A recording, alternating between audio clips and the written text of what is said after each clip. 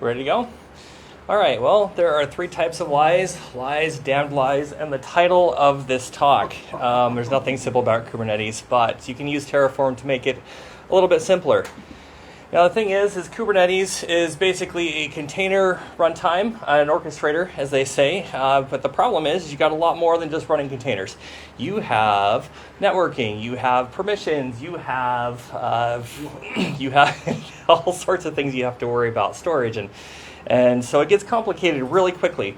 And here's the thing: is you can do a lot of things with Kubernetes. You can schedule templates, virtual networking, access control, configuration management, load balancing. It all runs on your hardware and the cloud. All this configurability comes with a cost. Here you can see a basic Kubernetes config. This is just for deployment. For a lot of your applications, you have dozens to hundreds of these files, and it gets really, really unwieldy. Lots of YAML. Here you see an example of Redis Helm chart that looks really ugly, and there are, I don't even know how many files in that one. It's just absolutely ridiculous. It's ugly. I hate it. So, unfortunately, your infrastructure can start to look like this if you have a lot of that to deal with, and so you need a tool to make it a little more tame.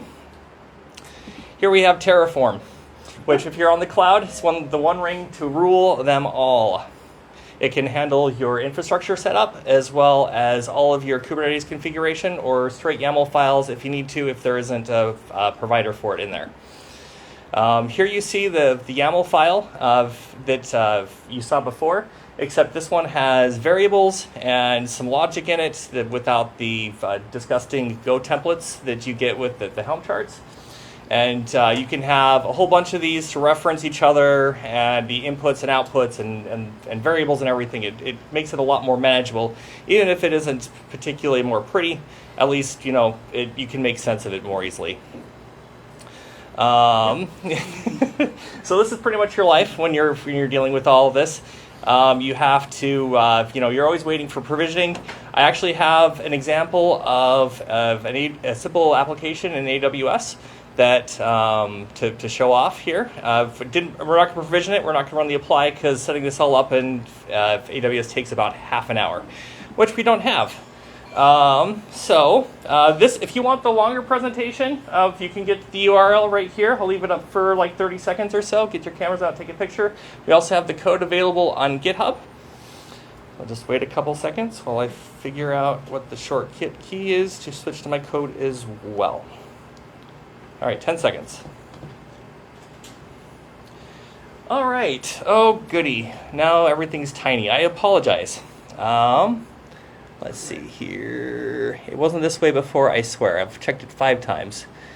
Let's see. In all editors, Alt, Shift, and Plus. Okay, great. Here we go. Okay, so here we have a setup for AWS. You can see we've got a module for the VPC. For a lot of the networking stuff that this will be running in. We've got the module for setting up EKS, which is the Elastic Kubernetes service or something else like that. Everything's Elastic in AWS. It sets that up for you. It's got the automated mode, so you don't have to worry about setting up your own EC2 instances or any of that. And it's also like 20% more expensive, so just keep that in mind. I think I've blown about $60 this month on EKS. But and then I've set up my own module to set up the basic service here. And here you can see there's a whole bunch of inputs that I've defined that so I can share this module between EKS and a local setup. So I can load this on Minikube. In theory, I probably broke the local setup while I was developing the AWS, but with a few changes, I can make it run both locally and in AWS, just depending on which of the Terraform modules that I run.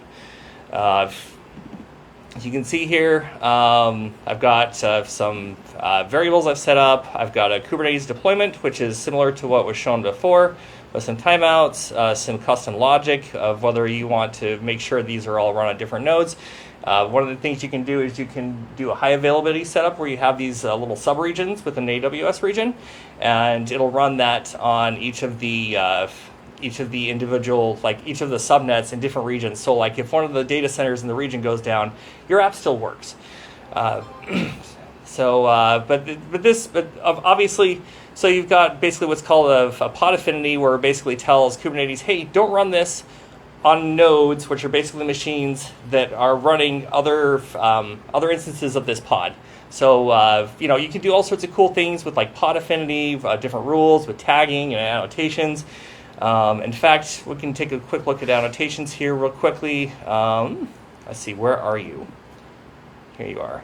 Okay, so in this case, if you're familiar at all with the application load balancers and the NLBs, you can use the Kubernetes ingress and the services to set up ALBs and NLBs respectively. This is Firehose, as shown before. There's a whole bunch of information you need to know in order to effectively run Kubernetes, which is why it isn't simple, but you can make it a lot simpler in the code, at least, if you actually have somewhat of an idea of what's going on.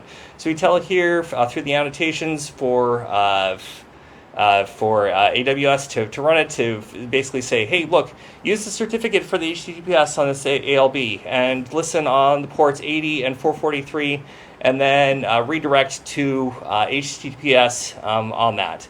And some other stuff to basically tell it to use this specific annotation here and all that. And you can see this here when we go back to the app and we go in here.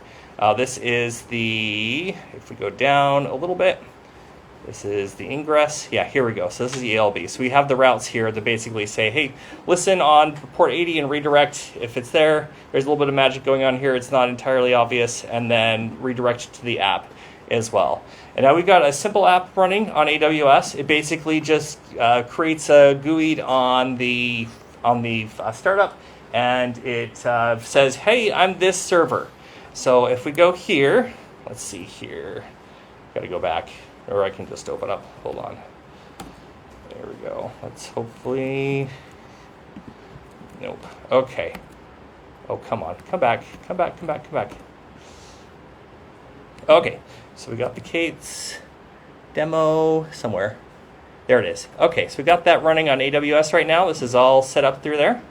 And every time you refresh, you potentially hit a different one. And this one is only 2 of them, because I set up in USS 2 or USS 1, and it only let me set up 2 subnets there for some reason, which you got to look out for. But you basically have high availability with just like a couple hundred lines of Terraform code and a simple Go application. And that's it.